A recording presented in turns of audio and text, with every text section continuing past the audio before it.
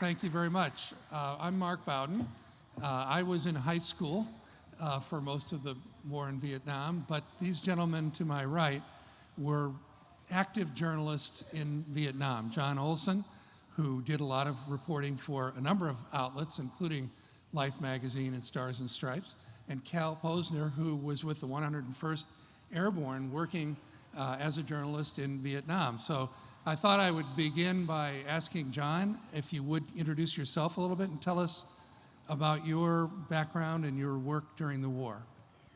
Well, Mark, thank you. You know, it's terrific to be here today. It's terrific to be here on behalf of Stars and Stripes and to share a little bit about my time there with you. You know, I'd always wanted to be a photographer, and when I grew up in the 60s, the premier place to work was Life magazine. Life would arrive every Wednesday, and we'd see the essays that were being published. And at that time when I was in high school, I remember all the Vietnam stories come across. And I really set as a goal to be a world-class photojournalist and a world-class war photographer. And I guess that really goes to say, be careful what you wish for.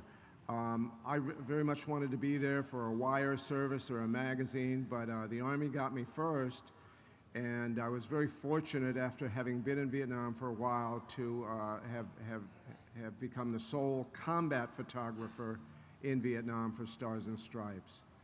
I then, because of some photographs I made during the Tet Offensive of 1968, that were published in Life magazine, I became the youngest photographer ever hired to the staff of the magazine. So that's a little bit of my background. Cal? Hi. I went into the Army in 1966, right out of high school.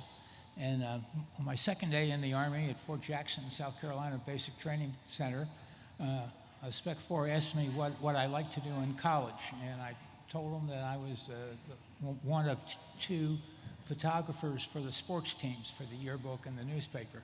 And he said, we got that in the U.S. Army. It's called combat photographer. So that's how I got enlisted to be a combat photographer. And I went through DINFOS, and my very first overseas assignment was with Stars and Stripes in Korea. And then I went to Vietnam from there. And Joe was there a little bit before me. I got there in December of 1968 and stayed through January 70, and I was with the 101st Airborne Division, and mostly with their 3rd Brigade, which was north and, I guess, east part of the country. It's where the Ashall Valley was, and where what came to be known as Hamburger Hill used to be. It's now almost flat, but so I was there for a year and came back and stayed in the Army another 23 years and retired from there. All right, Cal, I'll ask you first. Tell us what it was like to do the work you were doing in Vietnam. Were you based somewhere? How did you get where you were going? How did you decide what you were going to cover, what you were going to do? How did it happen? Well, our operation went like this. There were actually 5 of us working out of Camp Eagle, Vietnam, which was the headquarters of the 101st. And we would go out to various fire bases and hook up with companies that were going on patrol. Or if a fire mission was called into the artillery at the fire base, we would cover that. When we got 3 or 4 or 5 rolls of film and some stories, we would give them to the logistics pilot, and they would fly them back to Camp Eagle to be processed and whatever. And so we stayed in the field for literally weeks at a time. And that, that would be a surprise to young listeners who are used to the internet and cell phones and instant international communications, that it was really quite a challenge sometimes to get your material out. Yeah, it was manual, and you had to do something for the pilots in order for them to get it. So we would always make extra pictures and make sure we got their tail numbers in the photos, and hand them out to them. Every once in a while, they would send them home. Yeah, that was how we bribed them. Nobody had any money over there. Well, you know, in Iran, there's no such thing as a bribe, but they have what they call a success fee. So you paid a success fee. John, tell us about how you went about your reporting in Vietnam. Well, I'd just like to interject something on what you just said. You know, we're making a comparison to how we moved our film and our stories in 1968, and when we reflect back on that and compare that to how it's done today, it's certainly like something from the Middle Ages. But at that time, what we were doing was state of the art. We were moving information from one part of the country on a helicopter to another part of the country, and then that was being moved out of Saigon either by air if it were film, and it would fly back either to Tokyo or to the States. So when I see what's being done today, it's absolutely incredible. But at the time we did it, it also seemed like magic. But at the time, when I was at Stars and Stripes in late 1967 and 1968, Stars and Stripes had a bureau in Saigon. It was a villa. It was near Tan Son Nhut Air Base, and it was where the reporters lived and where they worked. And it's where I lived and where I would travel from. And now, when I was 12 years old, I knew I wanted to be this world-class photographer. And by the time I got to Stars and Stripes and learned how they operated, which was to say, they gave me the freedom to go wherever I wanted to go in Vietnam, do whatever I wanted to do. There were no constraints. It was totally left up to me what to cover, and which was an incredible freedom. And I would often go into the field for a number of days, and if you're a combat photographer, you can't fake it. You need to be in the middle of the heaviest fighting you can find. So the trick was finding it and getting to it. But once I would spend some days with a unit, I'd more than likely get on a plane and fly back to Saigon. And the film from there would be sent to Stripes in Tokyo for processing. And John, how did you choose where you wanted to go? Did you have some inkling that there might be action? Is that what got you moving? And how, if so, how did you get that notion? So that's again really another good question. As I remember back on the journalist community at that time, it was a small community. When I think of the number of photographers who went out on a daily basis, who were serious about capturing what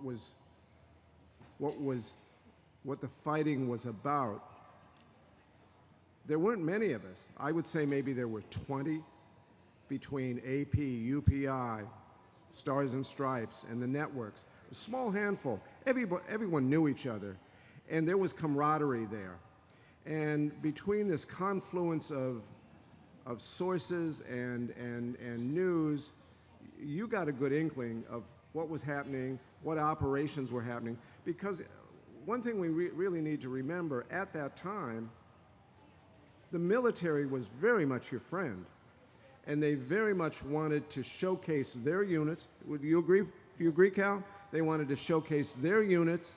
So when an operation was about to take place, you knew about it. And when it came to the Tet Offensive, while none of us knew about it in advance, it was everywhere when it broke out on January 31st, 1968. So Cal, when word came back that there was going to be action somewhere, was there like a stampede to get to that place? What was that like? Well, it's hard when you only have 5 people to stampede, but no, all of us were assigned out to the various brigades. The 101st had 3 brigades, 1 down south and 2 up north, and we had to go everywhere, wherever the action was. So whenever there was a major confrontation, for example, in the Ashall or what came to be known as Hamburger Hill, perhaps is a better example, people came, all of our guys went out and covered it. And that was a really interesting story because nobody could understand, I mean, our tactical people couldn't understand why they were defending it so much. And normally, you know, if you took a couple of shots at them, they ran away, and they were standing and fighting and digging in, and nobody could figure out why.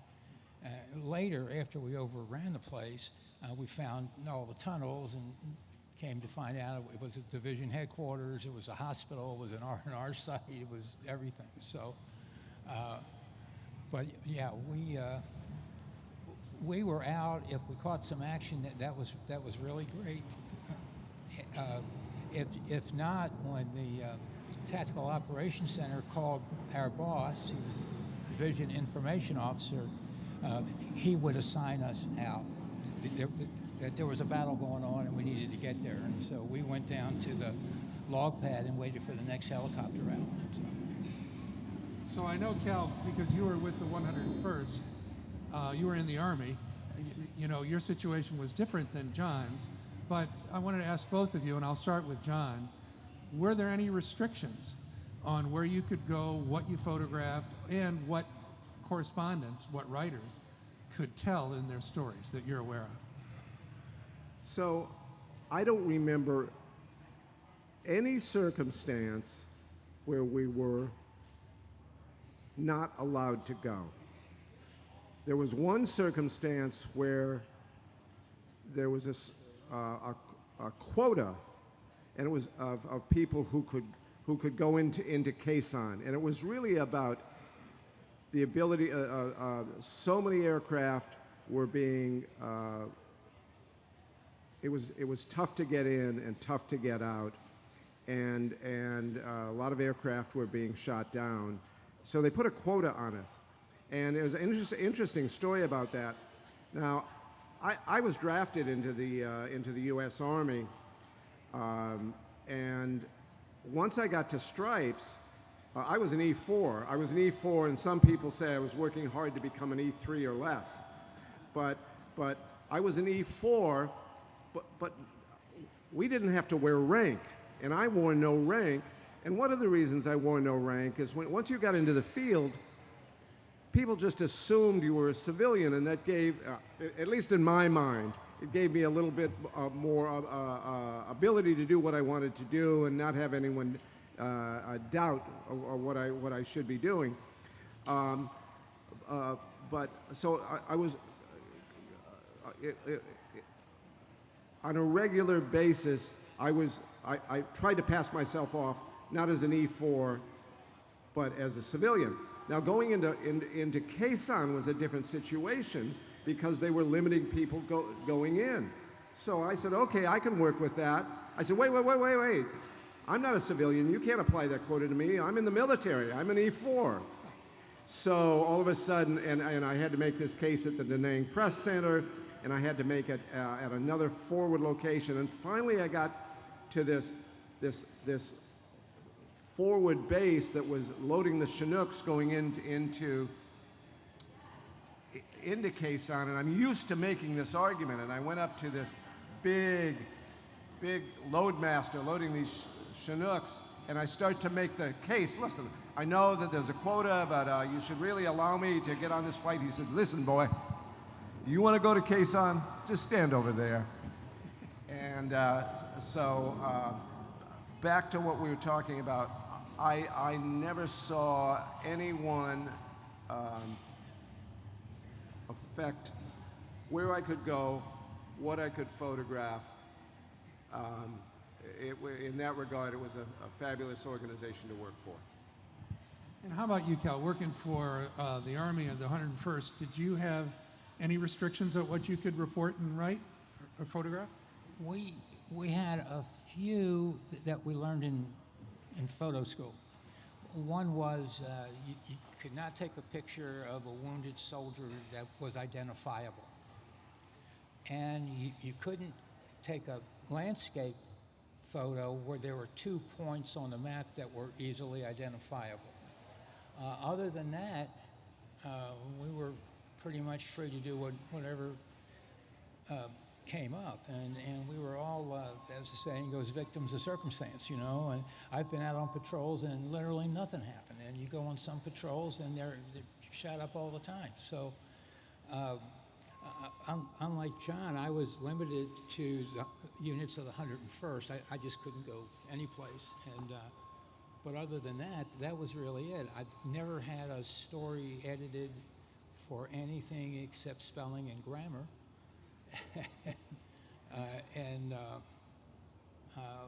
I've had some pictures I wish the photo editors would have cropped differently, but other than that, no. We interviewed people, we interviewed soldiers, we interviewed civilians, we interviewed indigenous people, and it all went through. So. Mark, if you don't mind, I'd really like to ask Hal a question here, Sure. because it's something it's very much always been on my mind here. When you got into the field, when you got out with the grunts, how were you accepted? We were very well liked by the soldiers because we took a lot of pictures of everybody. And we had what we used to call overprints. So we would make prints of everything and make sure that they got them. And so next time we went to a fire base where we knew a unit was, I'd bring a stack of pictures of them holding M16s and all that sort of thing. So we were very well received, and we were given a lot of tips because we didn't have any infantry training. We were photographers, essentially. And one of the tips was never stand near the radio operator. And I've never forgotten that. So every time I see somebody with a radio on their back, which isn't often these days, but I move away from them. So. John, you mentioned that you're working shoulder to shoulder with all the civilian reporters and agencies that are there. Did you see a difference in the way that they went about their work and the way that you did?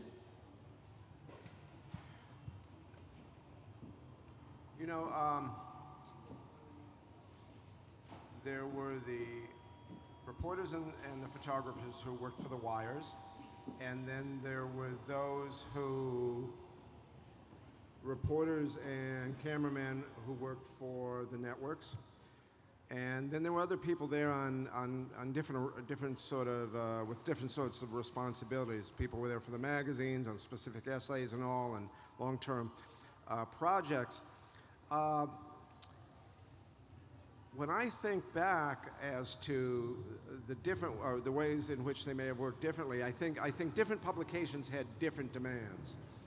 And if there was a large operation that was about to take place, you would see the networks spend a day with a unit and then leave because of the need to move. Nobody wanted to be beaten in their story. Everybody wanted to be competitive. When it came to photography and the wire services, if you went into the field with a unit for a day, a week, or longer, you needed something to occur before you could leave. Now, you might leave because nothing eventually happened, but a photographer without photographs has nothing to report. Basically, there were people there who were highly dedicated to doing what they had to do to come back with their stories and their images, and other people who were there with slightly different agendas. And there were some people that when I look back,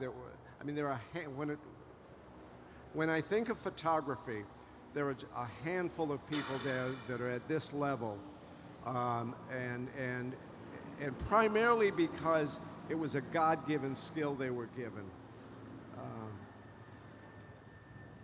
Well, we know that, Vietnam was the last American conflict where the military really just opened the doors for journalists to go, as you say, where they pleased, to look for action, to seek out the stories that they wanted to find.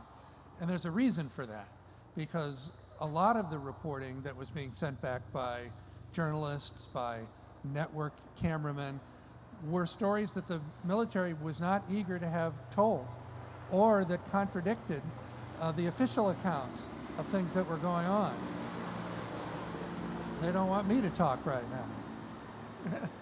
And just as an example, when I researched and wrote about the Battle of Hue, and John was there, it was evident to everyone who was there that the North Vietnamese and the Viet Cong had overrun the city, with the exception of a American base, small one on the southern part of the city, and a South Vietnamese army base in the northern part of the city. The city was owned by the enemy. And yet, at that time, in Saigon, General Westmoreland's press conferences were announcing that nothing significant had happened, that there were only a handful of enemy soldiers in the city. So clearly that was an example where the photographs that you were taking and the stories that reporters were writing were directly contradicting official accounts. That was a new experience. Were you aware of that at the time? Didn't have a clue of what. Well, let me put this into a broader perspective. When I went into the Battle of Khe Sanh, I thought it was another day of work. It was a unique battle. The photographs were different, but I put it into the perspective of being another day of work. When I went into the Battle of Hue, I approached it the same. It was violent. It was deadly. When I got there, the Marines had been there. The Marines of 1-5 had been there a few days before I had. They'd gone in with really bad intelligence information. They were dirty. They were hungry. They were tired. But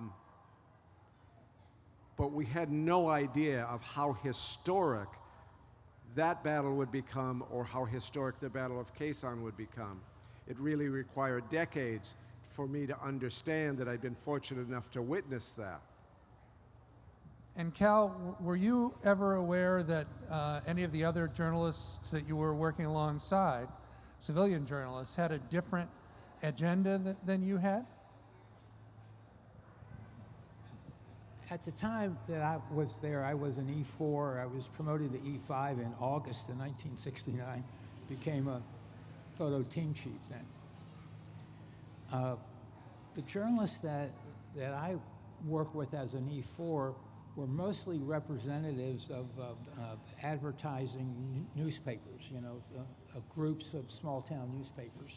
And they just wanted to talk to soldiers from their hometowns.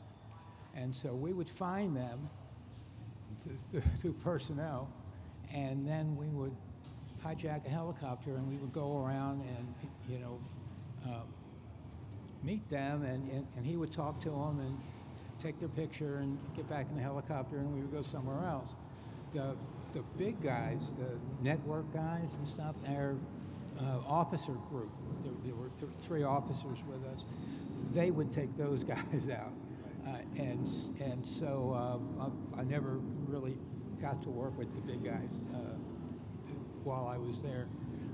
I did a little work with a film crew from one of the networks that was very disturbing, even at the time. And there was a lot of stuff going on, and I was excited that they, I thought they wanted to go out, and what they wanted the appearance that they had gone out without actually going out. So there was a couple of bushes behind the division courthouse, and one guy went down there with a microphone, and this was in the days before video, so they had these big film cameras, and we had a couple of walking wounded guys on the other side shooting off M16s and AK-47s, and this guy's, oh, we're here with the 101st, and and all this stuff, it was really sad for me. So I've never really, ever since then, it's been over 50 years, ever trusted network news. Because I'm really not sure everything that they're doing is exactly, you're seeing what you think you see. So I think that was the only time I had any of the big guys working for me. Okay. And by the way, we have a microphone up here. If anybody wants to step up and ask a question, I'll keep an eye on that microphone, and you're welcome to do so. Meanwhile, I will. You go ahead. Come on up. Yeah. Question about Hamburger Hill. Yes. Because you were with 101st and you brought up, I've always wondered, because there's very few photos of the battle, and my guess is, like maybe Colonel Honeycutt, who was commanding the Roxons, or someone just said, no, nobody in who isn't a trigger puller. But I'm just wondering, do you recall like why they didn't put some of you folks in during the battle? Don't forget your microphone. Well, I was there, and there were two other journalists there from the 101st, and we did take a lot of pictures. I have a thumb drive with a lot of them on it if you really want to see it. All right, yeah. Super excited, because okay. I'm writing the book about that. So, Oh, okay. Yeah, so. Well, Yeah. If you see me afterwards, I'd be happy to help you. Glad to be of help. All right, so, I mean, that was an instance you described, Cal, where the network guys were not actually particularly eager to put themselves at risk. One crew, right. I'm not speaking about all of them. Sure. The one that I was asked to escort, that's what they wanted to do. Right. And so I want to ask a more general question, since you work with a lot of other, as you said, John, other cameramen, reporters who were there. Were there some who were shy about getting out into combat and some who were actually very eager to do so? Did you see that kind of a breakdown? When I break down, when I arrived in Vietnam, as I mentioned earlier, I attribute a rough number of 20 photographers who were serious about their craft, who really wanted to be out there. And then there were a lot of hangers-on. There were a lot of some trust fund babies who were there for the experience, some of which went into danger, but who weren't necessarily serious about their craft. There were those who were thrill seekers, who went out to make photographs and often got hurt. There were those who were very serious about their craft, who on occasion got hurt as well.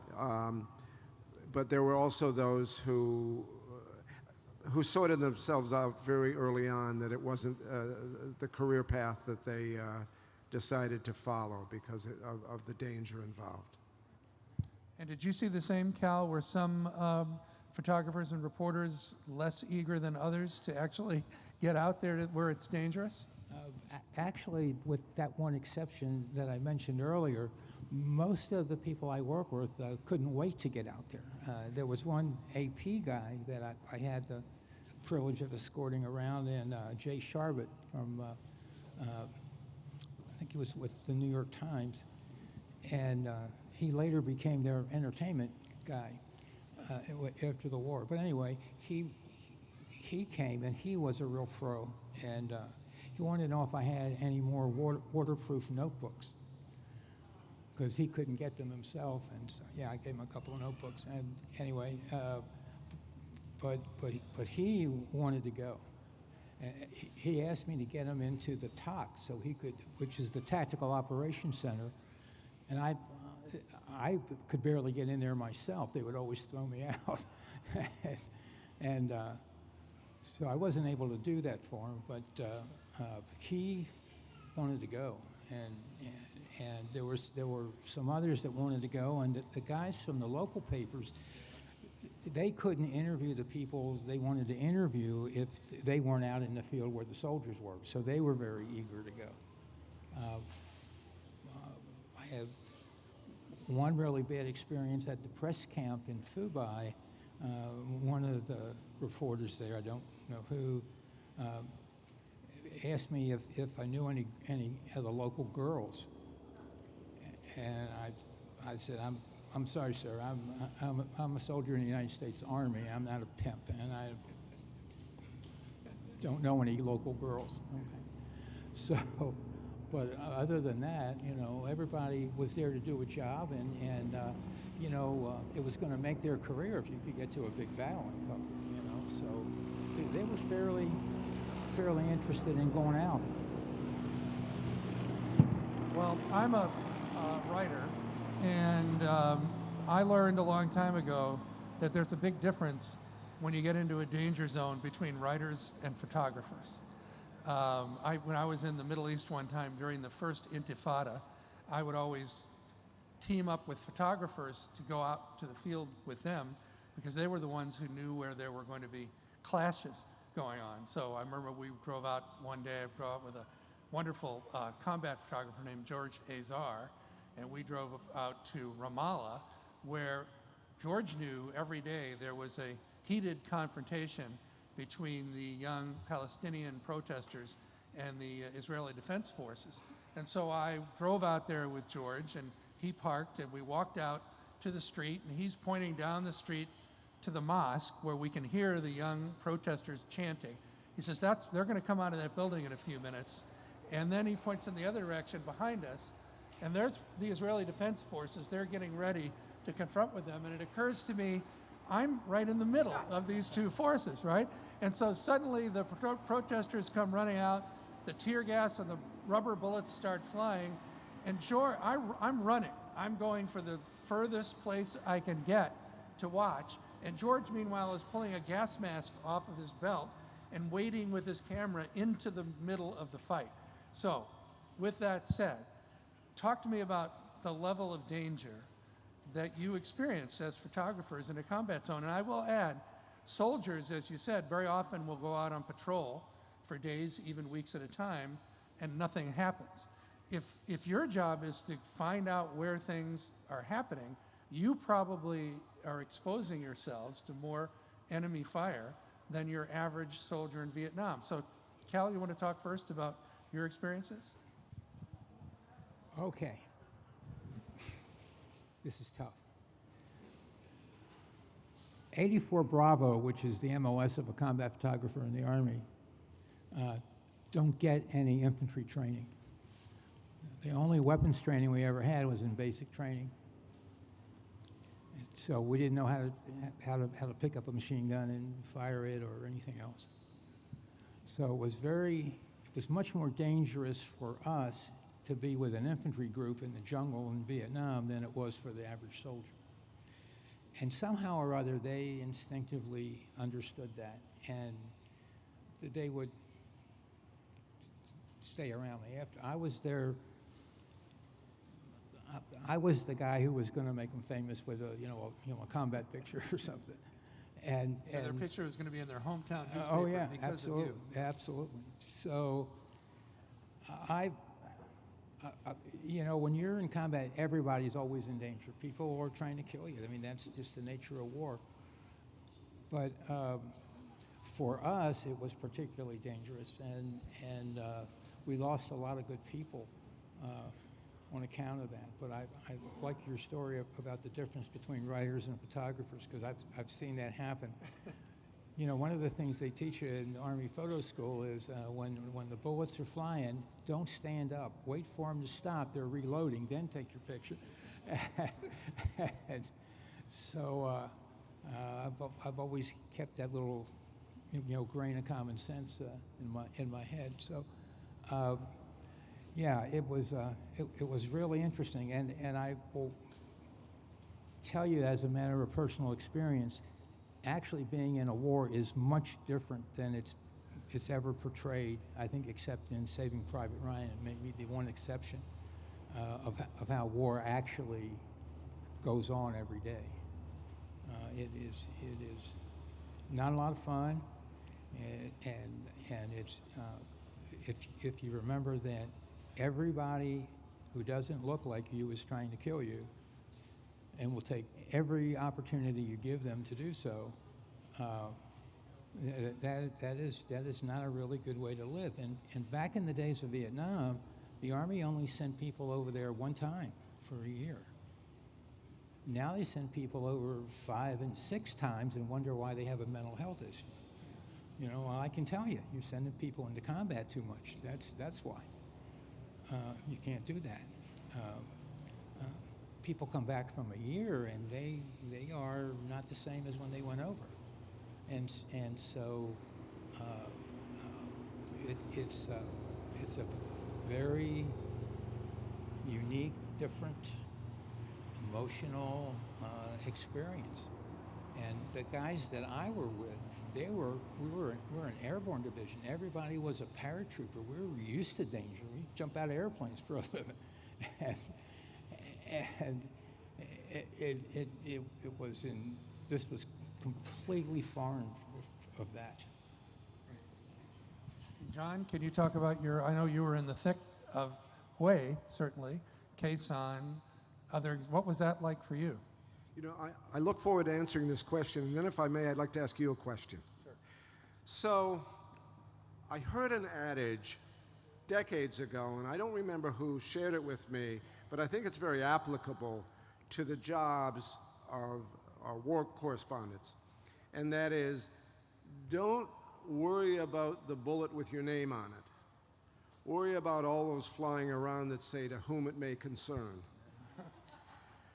And I was very fortunate. I didn't realize until not that long ago, actually,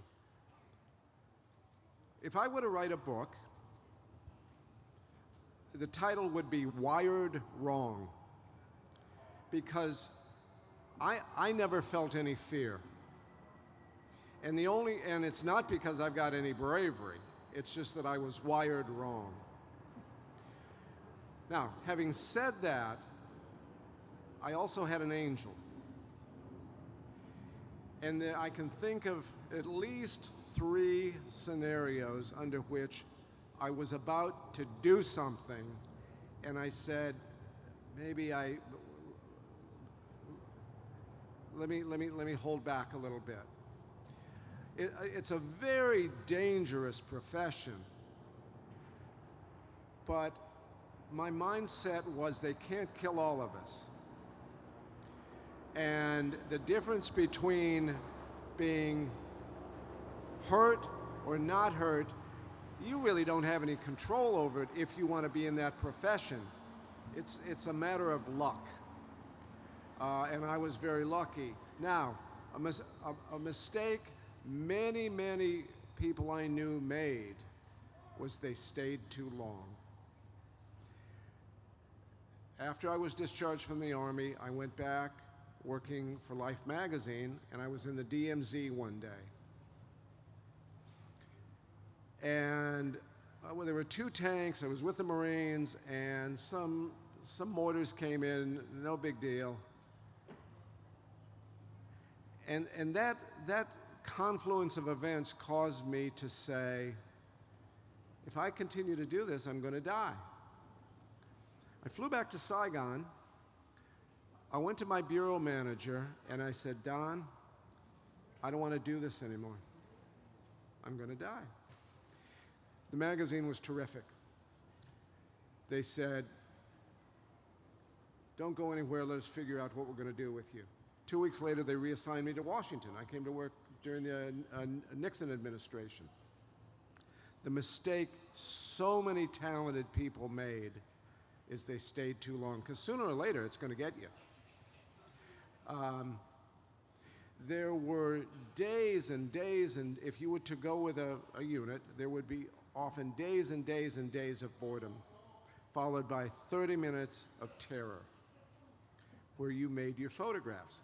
And the advantage a combat photographer has in a situation like that, when things are really bad, you're busy. You're doing what you're trained to do.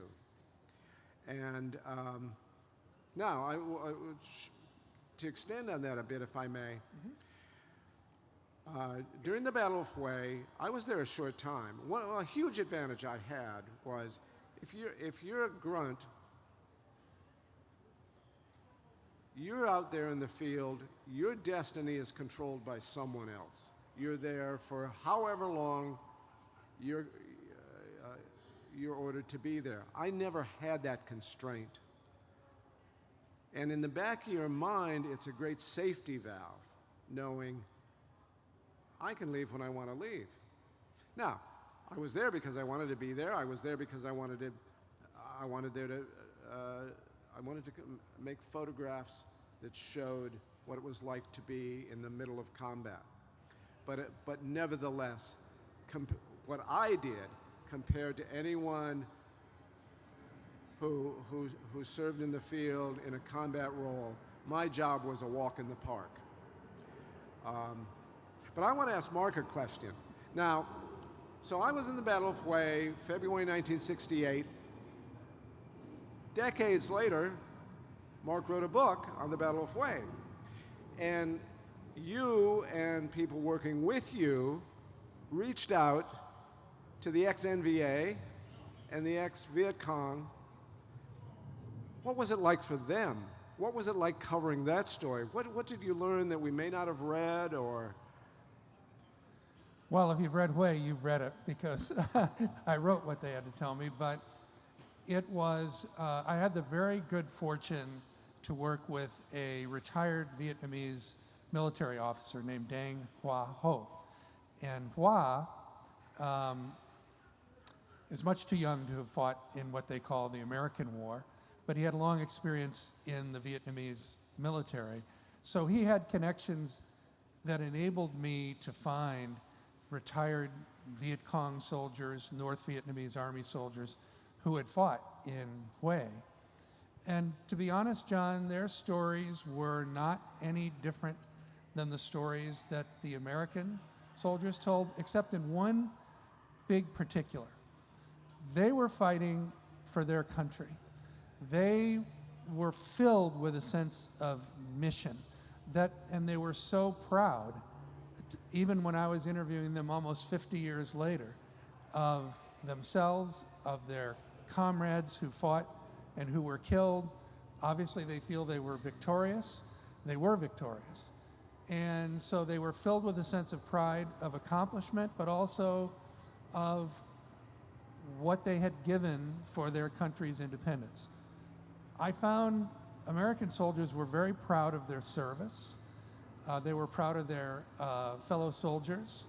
They had deep friendships that lasted throughout their lives, but much more bewildered about why they had fought, with mixed feelings. I mean, I still had soldiers 50 years later who were convinced that the United States was about to win that war, and that we would have won the war if Johnson hadn't done this, or if the New York Times hadn't done this, or if Walter Cronkite hadn't done that. They were convinced that they were on the road to victory.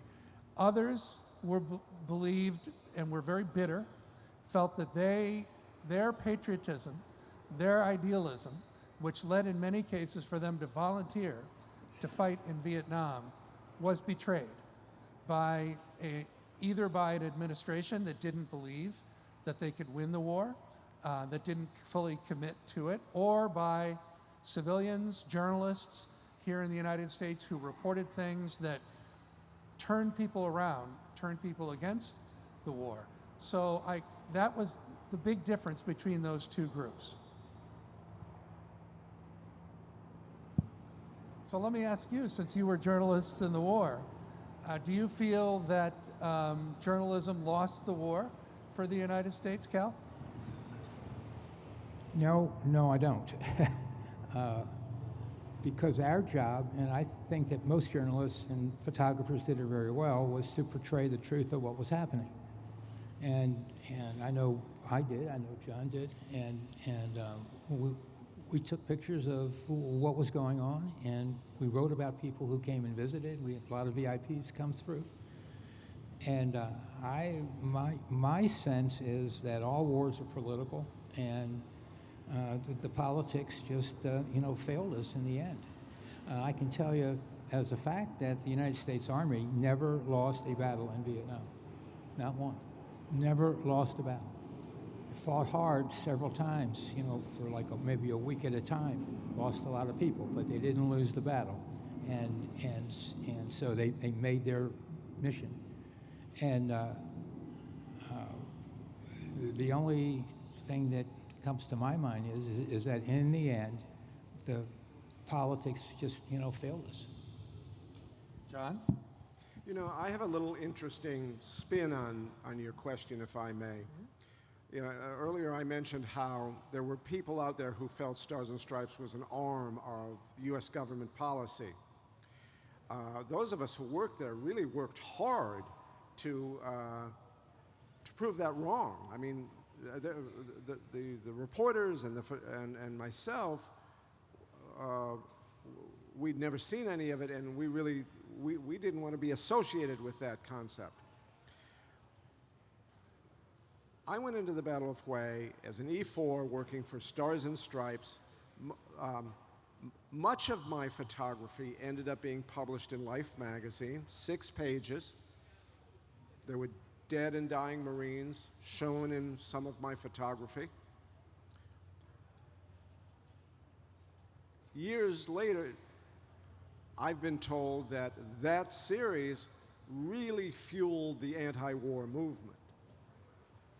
I don't know if that's true or not. It's really for others to decide. But my point is, Stars and Stripes allowed us to distribute those images to the media that published them without any restrictions whatsoever. So it illustrates one of the great strengths of a democracy of the United States, but also a very real weakness of a democracy. I mean, you can see in Ukraine right now, Russia is up against it, and they're recruiting hundreds of thousands of soldiers and sending them to fight in Ukraine. And Russian people are being told that they're very victorious, that they're winning the war, that all things are hunky-dory because the Russian government controls all the media outlets.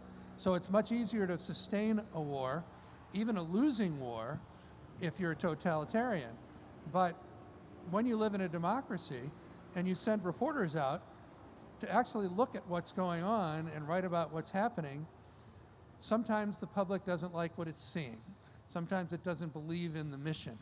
And if you want to sustain war in a democracy, you have to be able to convince people that what you're telling them is true, number one, and that it's worth doing and that it's being accomplished. That's my take on it. Cal? Yeah, I just wanted to say that I was in the Army for 24 years, and I learned a lot of stuff. And one of the things that I learned in the Army was that when you go to war, the very first thing you do, it doesn't look like war. It looks like chess. You position the resources on the map instead of the game board. And what's scary about that is we have a brigade from the 101st Airborne Division up at Fort Campbell who's now in Poland. And you don't have to look at the map very long to figure out what is going on. There are units from the 1st Cav and other units that are in other countries in that same region. We are positioning our people, and very quietly, you hardly ever see anything about it. If you don't know somebody in one of those units, you wouldn't know those units are deployed. And so I can see that because of my experience in the Army, but it's hard to convince people that at some point we have to say, well, wait a minute, are we going to do this again or are we not? So go ahead, we have a question. Good. If I could just clarify something, you were with Public Information with the 101st? I was with the information office, and we had a public information side and a command information side. I had that much later in the AmeriCal, but what was your experience with command pressure as far as what you were publishing? You had a newspaper, right? Yeah, we had a newspaper Your own and newspaper. a quarterly magazine and a yearbook. Okay. What kind of command pressures did you have? Because you did that for quite a while. If If there was any, I didn't feel it. My boss, who was the information officer, usually they might tell have you felt about it. But we were never directed or censored in any way. Okay. Now, I will tell you, newspapers have just X number of pages, and magazines have just X number of pages.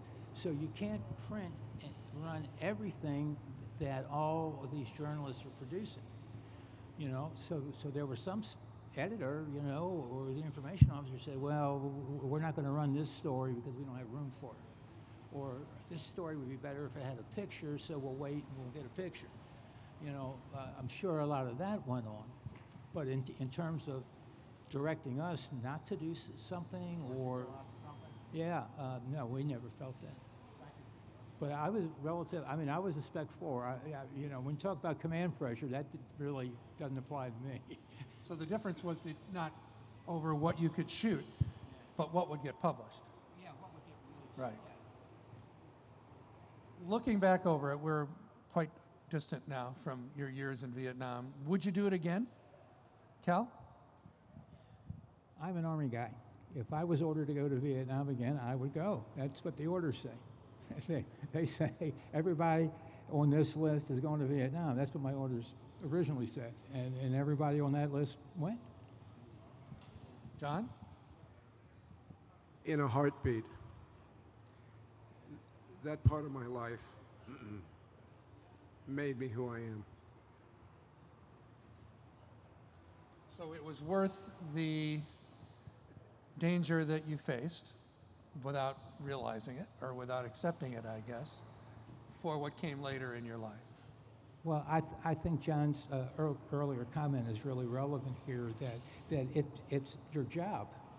That's what you're trained to do, and now you're actually in a unit to do that job, and you wake up in the morning. I used to spend a lot of time in the signal bunker at fire bases sleeping, and I'd wake up in the morning and get to work, and that's what I did, and so it becomes, after a while, kind of a little pedestrian until you start getting rocketed and mortared and people start trying to kill you again. But makes a difference.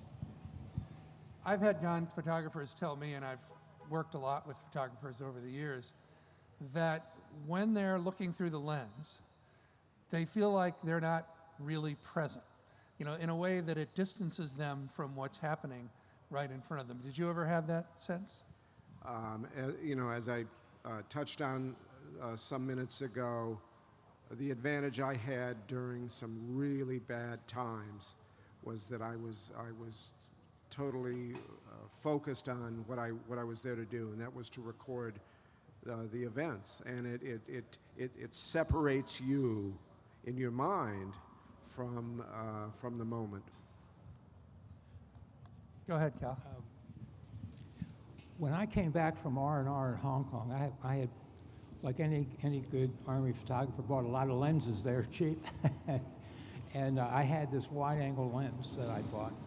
And I was at Firebase Airborne, and they had a 155 howitzer battery there. And I was walking around, wasn't anything going on, and I was looking for opportunities to use this wide-angle lens. And I went out from the gun position, and I looked up at the tube. And and took a picture. And I thought, gee, I can't wait to see this on the contact sheet. Well, one of the things I didn't see at the time, because I wasn't looking through the viewfinder, was there were two helicopters, one on each side in the air, that actually photobombed that picture. So that picture gets picked up by the Army Times, and it runs on the front page. I don't know this, okay? I get called back to Camp Eagle, and Major Horvath, who was the information officer then, picked me up in a Jeep, and I'm covered with mud head to foot, and I'm filthy dirty, hadn't had a shower in 2 weeks. And he takes me over to the commanding general's house, General Zace at the time. And we walk in, and the aide is there, and he looks at Major Horvath and says, is that the guy? And points at me, and Major Horvath says, yes, this is him. And he says, wait just a moment. He goes in the inner office, and about a minute later, he comes back, opens the door, and comes in, and there's General Zase sitting at his desk. I'm thinking, what did I do, And he stands up and he comes around and he looks over to his aide and he says, post the order. And so they read my promotion order, the E5. And I'm really startled. And anyway, he picks up the Army Times and he shows it to me. And he says, you get my unit on the front page of the Army Times again, I'll make you an E6.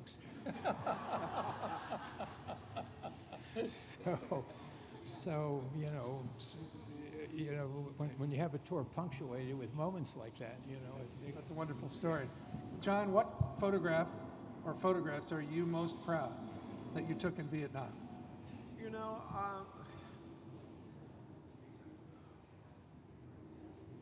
I get tired of my photographs very early on. And there'll be something that I will like, and then I'll replace it with something else in my mind later.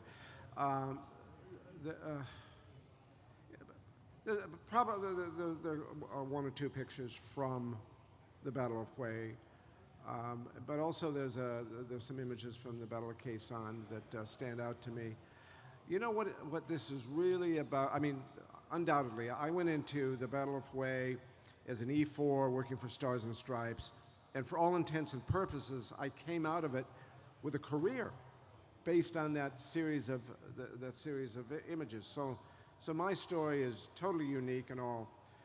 When I reflect back on my time in Vietnam, my time with Stars and Stripes, what I gained from it, it's really about what the opportunity, how it affected me. It was my rite of passage. It gave me the ability to go from nowhere to somewhere based on what effort I wanted to put into it. So while the photography undoubtedly is critical to that, there's a lot of depth to that period of time. To the experience, yeah. Well, John and Cal, thank you very much for sharing your experiences in Vietnam, and thank you all for listening. Thank you, folks.